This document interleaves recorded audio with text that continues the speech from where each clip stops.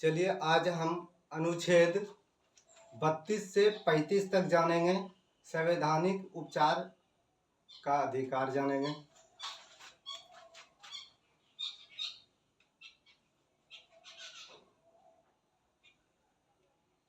संवैधानिक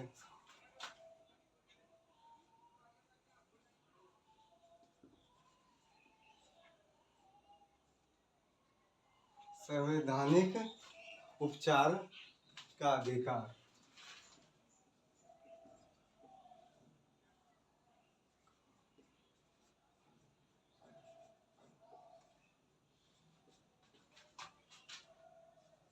बत्तीस से 35 तक अनुच्छेद।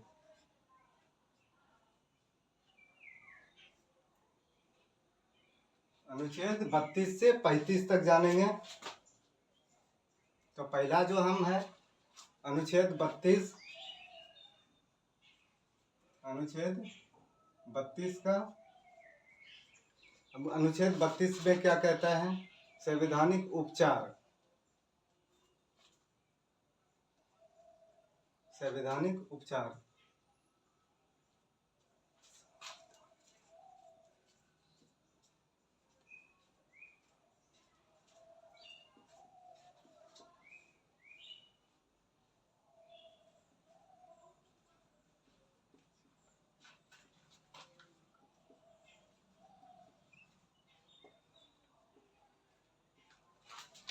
चलिए, इसमें क्या कहा जाता है कि इस भाग में अनुच्छेद 32 में इस भाग द्वारा प्रदत्त अधिकारों को जो है प्रवर्ती कराने के लिए उपचार है।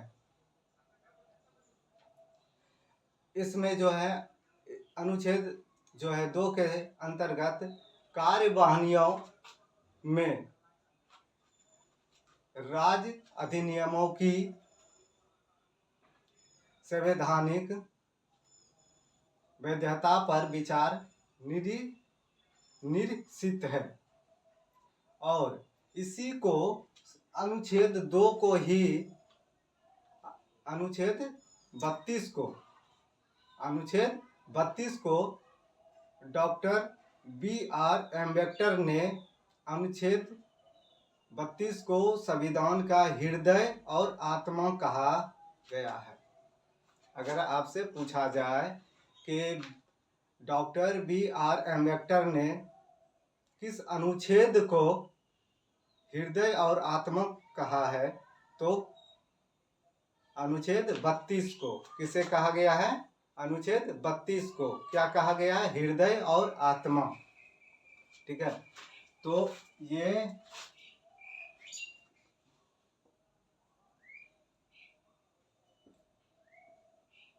Doctor B.R.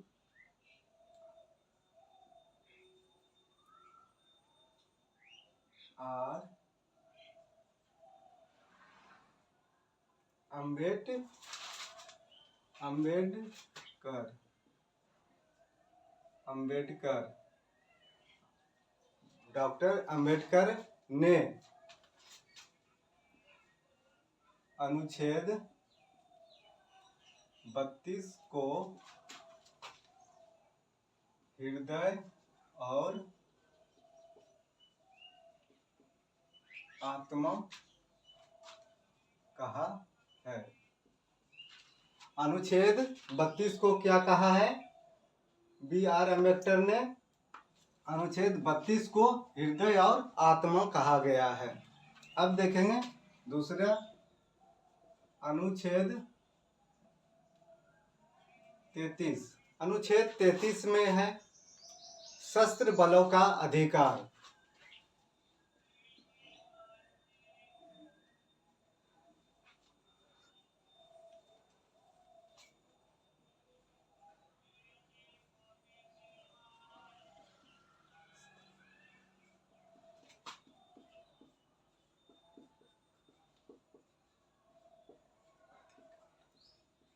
सशस्त्र बलों का अधिकार, इसमें क्या कहा गया? अनुच्छेद 29 में कहा गया है इस भाग द्वारा प्रदत्त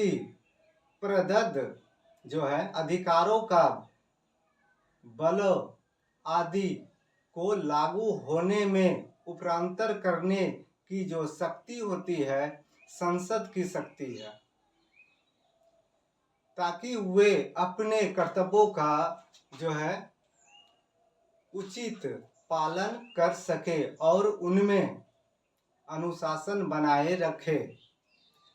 ये किसके लिए है? शस्त्र बलों के लिए, सैन्यों के लिए है, जो कि अपने मनमाने ढंग से वो कुछ नहीं कर सकते हैं।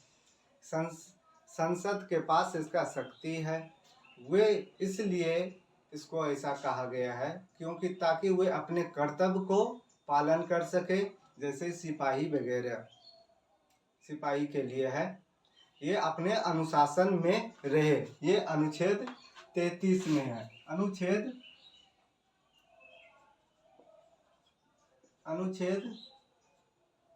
34। अनुच्छेद 34 क्या कहते हैं? अनुच्छेद 34 कहते हैं मार्शल लॉ, मतलब सैन्य शासन। मार्शल लॉ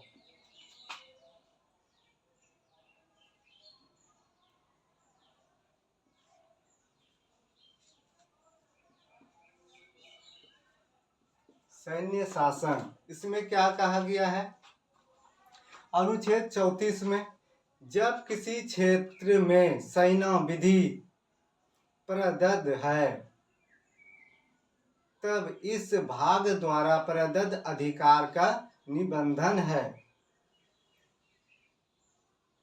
इसी में अनुच्छेद 34 का जो कहना है, मार्शल लॉ के द्वारा सैन्यों के पास असाधारण शक्ति होती है। क्या बोलते हैं? मार्शल लॉ के अनुसार से सैन्यों के पास शक्ति नहीं होती है, लेकिन भारतीय संविधान में मार्शल लॉ को स्पष्ट रूप से परिभाषित नहीं किया गया है। ये याद रखिएगा अनुच्छेद 34 में।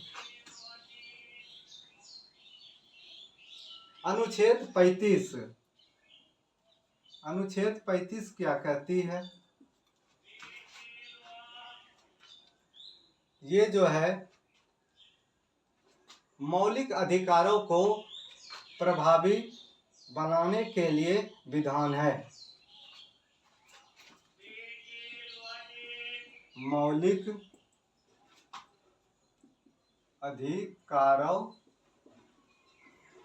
अधिकारों को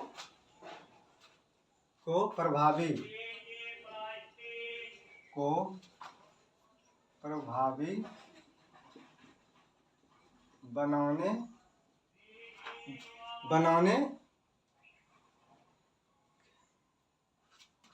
बनाने के लिए विधान है।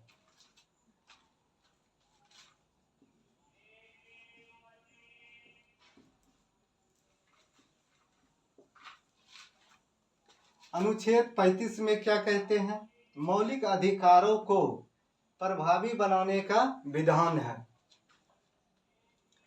इसमें पूरे जो है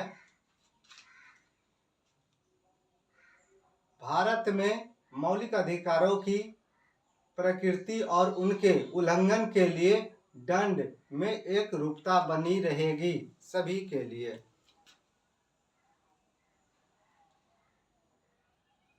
इस भाग के उपबंधों को प्रभावी करने के लिए विधान है। अनुच्छेद ये 5 कहती है, क्या कहते हैं? मौलिक अधिकारों का आप प्राकृतिक और उनके उल्लंघन के लिए आप दंड में एक रूपता है, सभी का एक रूपता होगी सभी के लिए।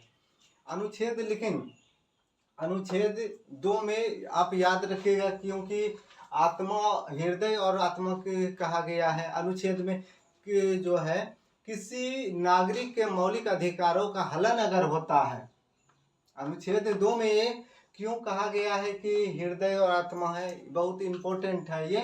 भीमराव अम्बेडकर तो कहे हैं, अगर किसी आदमी का मौलिक अधिकार हनन होता है तो वह सीधे सर्वोच्च न्यायालय जा सकता है। सर्वोच्च न्यायालय जा सकता है, अनुच्छेद 32 में कहा गया है। इसी में है 5